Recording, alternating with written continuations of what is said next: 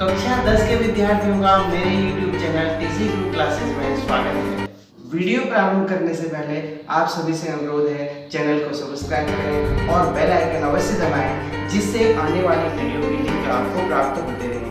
प्रश्नावली 6.4 प्रश्न संख्या 5। एक त्रिभुज ABC की भुजाओं AB, BC और CA के मध्य बिंदु क्रमशः DE और F हैं।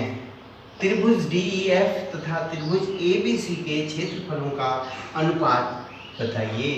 तो हमें एक त्रिभुज ABC दे रखा है और त्रिभुज ABC के AB भुजा का मध्य बिंदु D, BC भुजा का मध्य बिंदु E और AC भुजा का मध्य बिंदु F दिया हुआ है। अगर हम इन मध्य बिंदुओं को आपस में जोड़ देते हैं, DF, FE और DE को जोड़ देते हैं, तो एक अन्य त्रिभुज DEF जो है त्रिभुज के अंदर प्राप्त हो जाता है। तो हमें ज्ञात करना है त्रिभुज ABC का क्षेत्रफल अनुपात त्रिभुज DEF का क्षेत्रफल। जो हमको दिया है वो लिख दिया हमने। AB का मध्य बिंदु D, भुजा BC का मध्य बिंदु E, भुजा CA का मध्य बिंदु F। अब हम गणना करते हैं। गणना करने से पहले आपको याद होगा हमने एक प्रमेय सीखी है कक्षा 8 में कि त्रिभुज की किन्हीं दो भुजाओं के मध्य बिंदु को मिलाने वाली रेखा तीसरी भुजा के समांतर और उसकी आधी होती है। अर्थात ये E और F, E जो है BC का मध्य बिंदु है, F AC का मध्य बिंदु है। अर्थात EF रेखा इस AB रेखा के समांतर होगी और AB की जस्ट आधी होगी। अर्थात EF बराबर AB बटे 2, या हम इसको इस ढंग से भी कह सकते हैं EF बटे AB बराबर 1 बटे 2। इसी प्रकार यहाँ पर देखिए D और F, D AB का मध्य बिंदु है, F AC का मध्य बिंदु है। अर्थात DF रेखा इस BC रेखा के समांतर भी होगी और BC की आधी भी होगी। इसी प्रकार DF बराबर BC बटे 2, या हम इसको ऐसे कह सकते हैं DF बटे BC बराबर 1 बटे 2। इसी प्रकार D AB का मध्य बिंदु है, E BC का मध्य बिंदु है, तो ये DE रेखा AB AC रेखा के समांतर भी होगी और AC के आधी भी होगी। इसी प्रकार हम लिख सकते हैं DE बराबर AC बटे 2, या DE बटे AC बराबर 1 बटे 2। मैंने यहाँ पर कारण लिख दिया क्योंकि त्रिभुज की दो भुजाओं के मध्य बिंदुओं को मिलाने वाली रेखा तीसरी भुजा की आधी होती है। अब यहाँ इन दोनों त्रिभुजों को गौर से देखिए।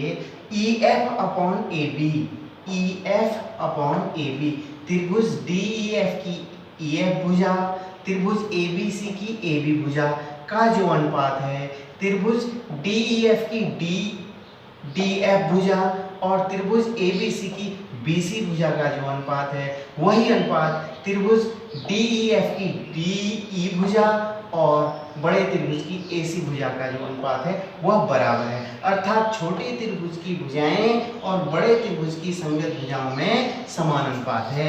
अतः छोटा त्रिभुज त्रिभुज DEF समरूप हो जाएगा त्रिभुज ABC। क्यों? क्योंकि भुजाएं समानुपाती हैं। आपको मालूम है यदि दो त्रिभुजों की भुजाएं समानुपाती होती हैं तो दोनों त्रिभुज समरूप होते हैं। तो अब निकालते हैं क्षेत्रफल। एरिया त्रिभुज DEF बटे एरिया त्रिभुज ABC। आपको पता है समरूप त्रिभुजों के क्षेत्रफलों का अनुपात संगत भुजाओं के वर्गों के अनुपात के बराबर होता है। अर्थात DEF की संगत भुजा EF का वर्ग बटे AB का वर्ग बराबर DF का वर्ग बटे BC का वर्ग बराबर DE का वर्ग बटे AC का वर्ग। क्यों? क्योंकि समरूप त्रिभुजों के क्षेत्रफल संगत भुजाओं के वर्गों के अनुपात में होते हैं। अतः एरिया त्रिभुज DEF बटे एरिया त्रिभुज ABC की क्या हो गया? EF square upon AB square. EF upon AB कितना है? 1/2 अर्थात 1/2 का वर्ग, अर्थात 1 का वर्ग 1, 2 का वर्ग 4, अर्थात 1:4, अर्थात छोटे त्रिभुज का बड़े त्रिभुज से जो अनुपात होगा वो 1:4 प्राप्त होगा। प्रश्न संख्या 6, दो समरूप त्रिभुजों के क्षेत्रफलों का अनुपात संगत माध्यिकाओं के अनुपात का वर्ग होता है। समझना है, यहाँ पर हमें दो समरूप त्रिभुज दिए हैं, हमने अपने मन से बना लिए, एक समरूप त्रिभुज ABC और दूसरा PQR। हमें सिद्ध करना है कि इनके क्षेत्रफलों का अनुपात अर्थात त्रिभुज ABC का क्षेत्रफल बटे त्रिभुज PQR का क्षेत्रफल क्या होगा? इनकी संगत माध्यिका AM अपॉन PN के अनुपात का वर्ग, ये सिद्ध करना है। तो हम यहाँ पर दिया है, लिखेंगे, दिया है त्रिभुज ABC समरूप त्रिभुज PQR, एक तो ये दिया है, और क्या दिया है? AM और PN माध्यिकाएं, ये दो चीज हमको ज्ञात है। सिद्ध करना है कि इनके क्षेत्रफलों का अनुपात अर्थात एरिया त्रिभुज ABC बटे एरिया त्रिभुज PQR बराबर संगत माध्यिकाओं का अनुपात, संगत माध्यिकाओं का अनुपात अर्थात AM बटे PN का वर्ग। ये देखिए, संगत माध्यिकाओं के अनुपात का वर्ग होता है। संगत माध्यिकाओं का अनुपात हो गया AM बटे PN का वर्ग। तो अब हमें उत्पत्ति में आना है। तीसरा स्टेप होता है उत्पत्ति। कहाँ से शुरू करें? बहुत आसान सा है। शुरू करते हैं कि हमें दिया है त्रिभुज ABC समरूप त्रिभुज PQR, दोनों समरूप त्रिभुज हैं। तो कंडीशन क्या होगी? यदि दोनों त्रिभुज समरूप होते हैं तो दो कंडीशन होती है। नंबर 1, या तो उसकी दोनों त्रिभुजों की संगत भुजाएं समानुपाती होंगी। पहली, संगत भुजाएं समानुपाती होंगी, संगत भुजाएं समानुपाती, और संगत कोण बराबर, संगत कोण बराबर, ये आपको आता है। दो कंडीशन होती है, संगत कोण बराबर। अच्छा, संगत भुजाएं समानुपाती होती है, दो समरूप त्रिभुज संगत भुजाएं समानुपाती होंगी तो AB अनुपात PM। क्या करना है? पहले इसकी भुजा लिखते जानी है। इसकी भुजा क्या है? ऊपर में AB लिख दीजिए बटे, बराबर ऊपर में AC लिख दीजिए बटे, फिर बराबर में ऊपर वाला लिख दीजिए BC बटे। क्या लिखेंगे? अब जैसे जैसे आपने यहाँ की भुजाएं उठाई ना, वैसे वैसे यहाँ इस त्रिभुज की भुजाएं उठाइए। ये AB उठाई है तो अब PQ उठाइए, AB बटे PQ। AC उठाई है तो PR उठाइए, AC अपॉन PR। BC उठाइए तो QR उठाइए। बहुत आसान है। तो ये बराबर होगा, इसे कह दीजिए समीकरण नंबर 1। ठीक है, और संगत कोण बराबर होंगे, अर्थात कोण A बराबर कोण P और कोण B बराबर कोण Q और कोण C बराबर कोण R। इसे कह दीजिए समीकरण नंबर 2। अब समीकरण 1 से देखिए, AB बट्टे PQ बराबर AC बट्टे PR बराबर BC बट्टे QR। हमें इन दोनों की जरूरत है, AB बट्टे PQ बराबर BC बट्टे QR। तो समीकरण 1 से, समीकरण 1 से AB बट्टे PQ बराबर BC बट्टे QR। ठीक है, ध्यान दीजिए। अब यहां पर ध्यान देना है हमें, BC के दो भाग हैं, क्या है? BM और MC। BC बराबर BM प्लस MC। ध्यान दीजिए, चूंकि M मध्य बिंदु है।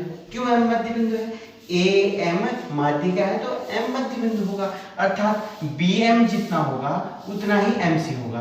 तो BC की जगह हम ये भी लिख सकते हैं BM प्लस BM।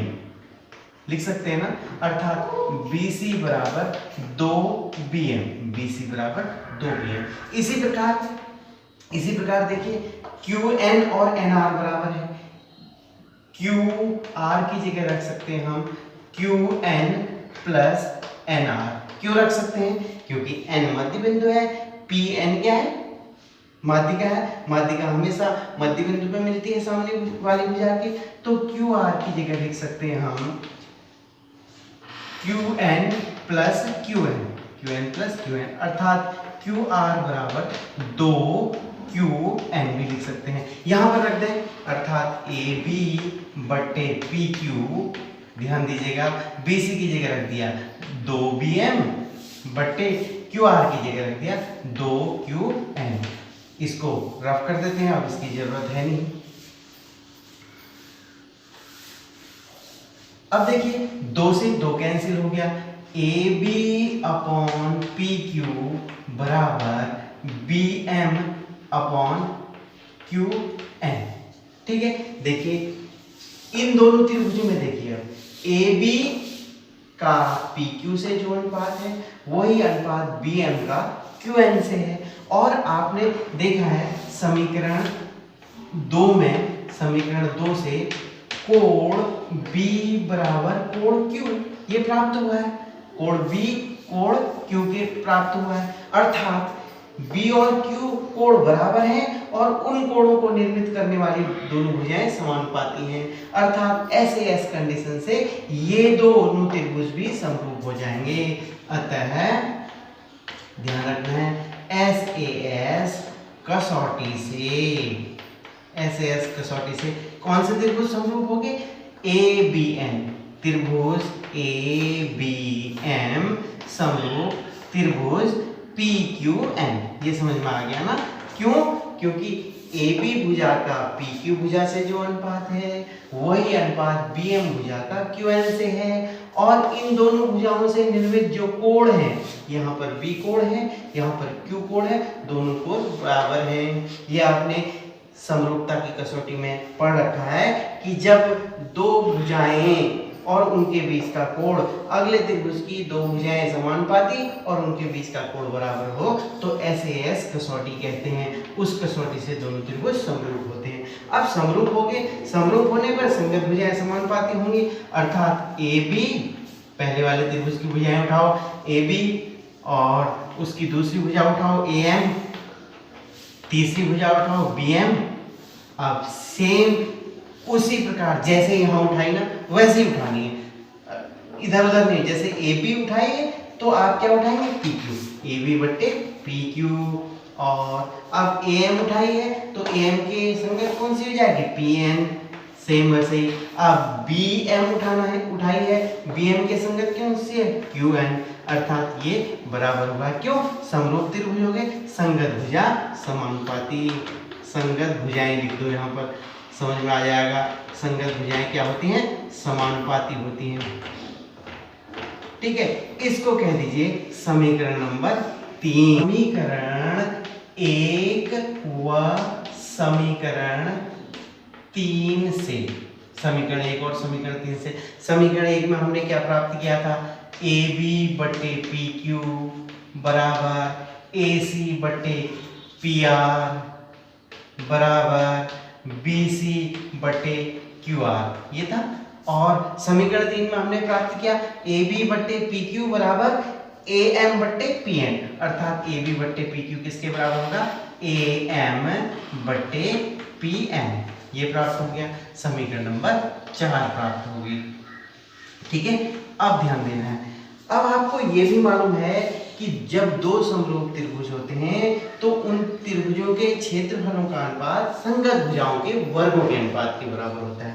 अर्थात हम जानते हैं एरिया त्रिभुज ABC बटे एरिया त्रिभुज PQR, समरूप त्रिभुजों के क्षेत्रफलों का अनुपात क्या होता है? संगत भुजाओं के वर्गों के अनुपात के बराबर। अर्थात संगत भुजा AB, ऊपर वाले त्रिभुज की भुजाएं उठाते हैं AB, AC, तीसरी भुजा BC, ऐसे ही इसकी भुजा उठाते हैं PQ और इसके संगत AC के संगत PR, और इसके संगत क्यू आर उठा ले। तो क्या होता है, इनका वर्गों का अनुपात होता है, संगत भुजाओं के वर्गों के अनुपात के बराबर होता है। ठीक है, क्योंकि अब देखो समीकरण 4 में क्या है, ए बी बट्टे पी क्यू बराबर ए सी बट्टे पी आर बराबर बी सी बट्टे क्यू आर बराबर ए एम बट्टे पी एन, अर्थात ए बी का स्क्वायर बट्टे पी क्यू का स्क्वायर क्या लिख सकते हैं हम, ए एम का स्क्वायर बट्टे पी एन का स्क्वायर लिख सकते हैं ना, अर्थात ए एम बट्टे पी एन भी इन्हीं भुजाओं के बराबर है, अर्थात माध्यिकाओं का अनुपात भी भुजाओं के अनुपात के बराबर है। अतः हमें प्राप्त हो गया एरिया त्रिभुज ए बी सी बट्टे एरिया त्रिभुज पी क्यू आर बराबर ए एम बट्टे पी एन का स्क्वायर। कैसे, समीकरण 4 इसको 5 कह दीजिए, समीकरण 4 व 5 से, समीकरण 4 और 5 से प्राप्त हो गया एरिया त्रिभुज एबीसी बट्टे एरिया त्रिभुज पी क्यू आर बराबर ए एम स्क्वायर बट्टे पी एन स्क्वायर, अर्थात इसको हम ऐसे भी लिख सकते हैं, एरिया त्रिभुज एबीसी बट्टे एरिया त्रिभुज पी क्यू आर बराबर ए एम बट्टे पी एन का वर्ग, ऐसे भी लिख सकते हैं, अर्थात संगत माध्यिकाओं का अनुपात का वर्ग, अर्थात दो समरूप त्रिभुजों के क्षेत्रफलों का अनुपात संगत माध्यिकाओं के अनुपात का वर्ग होता है। यही प्राप्त करना था, बहुत आसान सा है और बहुत महत्वपूर्ण प्रश्न है। वीडियो को ध्यान से देखने का आभार। अपने सुझाव कमेंट बॉक्स में अवश्य दीजिएगा।